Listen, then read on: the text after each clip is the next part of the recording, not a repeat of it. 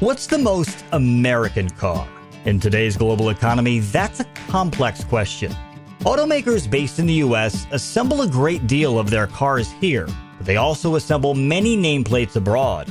Meanwhile, many automakers based overseas build cars in America. And to complicate matters more, final assembly doesn't tell the whole story of economic impact. A car may be built here, but use lots of foreign parts, or come from an automaker that doesn't employ all that many Americans. Given automakers and their suppliers directly employ nearly 1 million Americans, shoppers concerned about economic impact should still want to get to the bottom of it.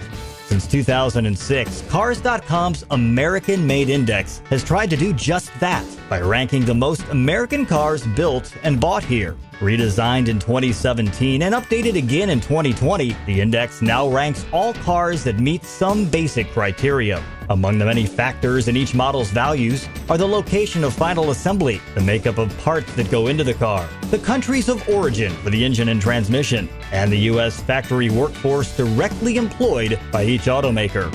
Cars.com's final list is exclusively limited to cars assembled in the United States, and it draws from our analysis of hundreds of thousands of cars, including in-person data gathered from nearly 1,000 cars on dealer lots. Go to Cars.com/AMI for more.